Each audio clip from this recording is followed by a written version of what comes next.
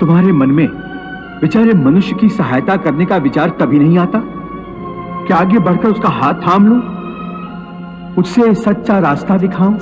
बिल्कुल आता है, और मैं मनुष्य की सहायता भी करता हूं। परंतु कब कब करते हो तुम उसकी सहायता? मैं तो देख रहा हूं कि तुमने कर्म का विधान बना दिया है, जन्म मरण का चक्र चला दिया है, और इस चक्रव्यूह में मनुष्य को फंसा दिया है। ये तो कोई बात नहीं हुई, ये तो कोई सहायता नहीं हुई। मैं सहायता अवश्य करता हूं। अपने भक्त को मैं कभी बेसहारा नहीं छोड़ता, परंतु मनुष्य मेरी ओर देखे सहायता के लिए, मेरी ओर बढ़े तो मैं उसकी सहायता करूं ना। परंतु वो मेरी ओर बढ़ने के बजाय अपने अहंकार में डूबा रहता है, अपने बाहुबल के घमंड में पड़ा रहता है। वो तो इस भ्रम में पड़ा रहता है कि संसार में उससे बढ़कर कोई नहीं है। वो तो केवल अपनी बुद्धि और अपने बल पर ही भरोसा करता है। अपने बाहुबल पर उसे अपने परमात्मा से भी अधिक विश्वास होता है।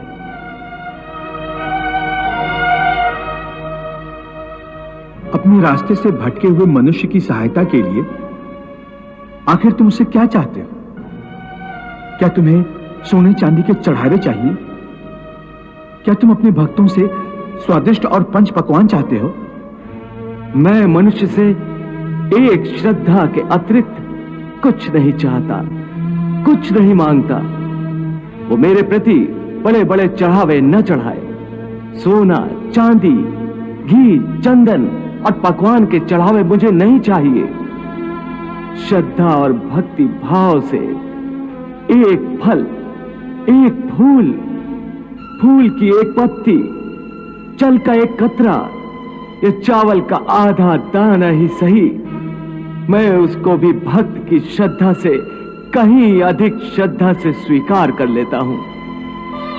पत्रम पुष्पम फलम तोयम यो मे भक्त्या प्रेच्छति तद अहम भक्ति उपहृतम अश्नामि प्रेतात्मनः। अरे इतना भी ना हो सके तो श्रद्धा या भक्ति का एक आंसू ही सही, मैं उसे भी कबूल कर लेता हूं। श्रद्धा में डूबे उस एक आंसू में मेरा सारा अस्तित्व सराबोर हो जाता है। भक्ति अथवा पश्चाताप का ये आंसू चाहे लाखों पाप करने के बाद अंतिम क्षण में क्यों न बहाया गया हो, मैं उस अनुपम भेंट को भी स्वीकार कर लेता हूं और मनुष्य के सारे पापों को उस आंसू से धोकर उसे नवजात शिशु की तरह निष्पाप कर देता हूं, उसका कल्याण करता हूं, उसे मुक्ति देता हूं।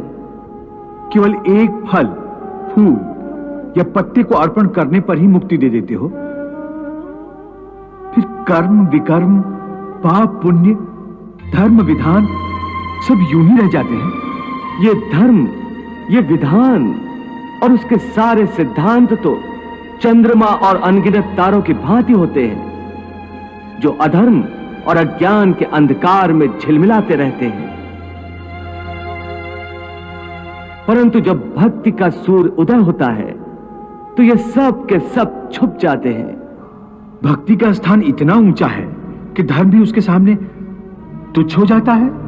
हां, परंतु आसक्ति से रहित भक्ति, जिसके लिए किसी पंडित प्रवचन, किसी पूजा सामग्री की कोई आवश्यकता नहीं। हां, केवल एक शर्त है। वो शर्त क्या है मधुसूदन? पूर्ण श्रद्धा और पूर्ण भक्ति से अपने आप को, अपने सारे कर्मों को मेरे प्रति समर्पित कर दो। बस मैं अपने ऐसे भक्त को सब कुछ भुलाकर उसे मुक्ति दे देता हूं। सर्वधर्मान परित्यज्य मामेकं शरणं व्रज अहम त्वा सर्व पापेभ्यो मोक्षयिष्यामि मा शुचः। हे अर्जुन, भक्ति का स्थान इतना ऊंचा है कि अपने सच्चे भक्तों की मैं स्वयं भक्ति करता हूं। ये क्या कह रहे हो मधुसूदन? भला परमात्मा होकर तुम किसी भक्त की भक्ति कैसे कर सकते हो? यदि परमात्मा भी भक्त हो गया तो फिर दोनों में क्या अंतर रह जाएगा? यही अंतर तो मिटाना चाहता हूं मैं। भक्त और भगवान के बीच कोई सीमा रेखा नहीं खिंचती। भक्ति तो भगवान और भक्त के बीच एक पवित्र रिश्ता है।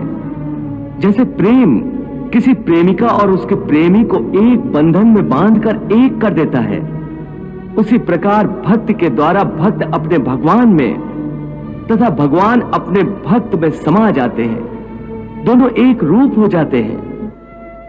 हे भक्त वत्सल, हे भक्तों के भक्त, हे देवताओं के देवता, हे योगेश्वर, हे ब्रह्मांड नायक, आपने मुझ अज्ञानी को, पाप के भागी को अपनी कृपा से जो ब्रह्म ज्ञान प्रदान किया है, मुझे अज्ञान के अंधकार से ज्ञान के प्रकाश में ला खड़ा किया है, उसके लिए मैं आपका आभारी हूं। इतना आभारी कि यदि मैं लाखों वर्षों तक भी आपके श्री चरणों में माथा टेके रखूं और अपनी आंखों से आंसू बहा बहा कर सैकड़ों विशाल समुद्र भर दूं, तब भी इस उपकार को चुका नहीं सकूंगा। इस परम गोपनीय तथा आध्यात्मिक विद्यादान के लिए आपका कोटि कोटि धन्यवाद। आपकी इस परम ज्ञान के आगे मैं अपना माथा टेकता हूं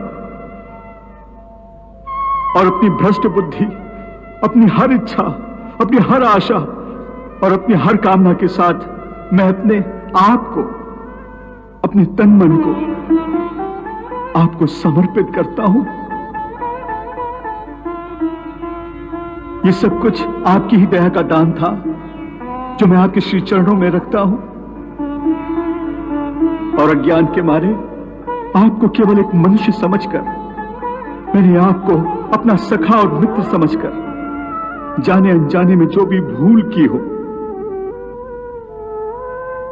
आपकी गरिमा को धक्का पहुंचाया हो, तो उसके लिए हे दया सागर, आप मुझे क्षमा कर दीजिए और मेरे विनम्र समर्पण को स्वीकार करके अनुग्रहित कीजिए।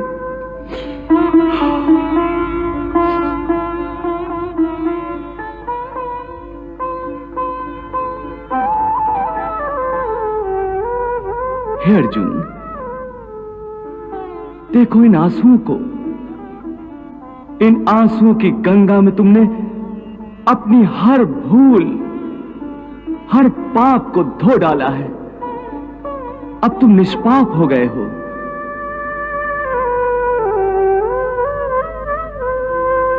तुम्हारे विवेक ने तुम्हारी आत्मा से पापों का बोझ उतार दिया है। हाँ प्रभु, आपके ज्ञान की दिव्य अग्नि में मेरा मन, मेरी बुद्धि, मेरा अज्ञान तथा मेरा अहंकार सब कुछ जलकर राख हो गया है। मेरी आत्मा से सारा बोझ उतर गया है।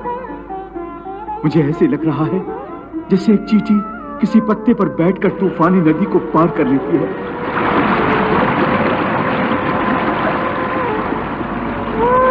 उसी प्रकार मैं आपके करुणा रूपी कमल पत्र पर बैठकर इस विशाल भवसागर के ऊपर तैर रहा हूं।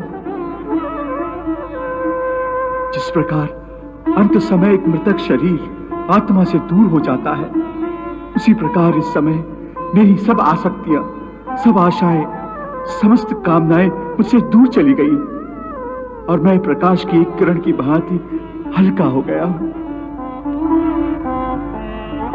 अब जैसे मेरे सारे अस्तित्व पर कोई बोझ नहीं रहा। चारों ओर केवल प्रकाश ही प्रकाश है।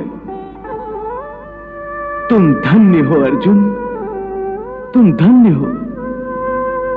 इस क्षण जिस परम अवस्था में तुम पहुंच गए हो, उस अवस्था में युगों युगों में कोई महात्मा मेरी विशेष कृपा से पहुंच पाता है।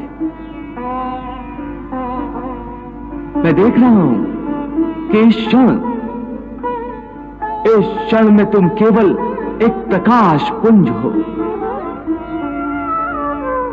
जिसे मैंने अपनी दिव्य ज्योति से प्रकाशित कर दिया है।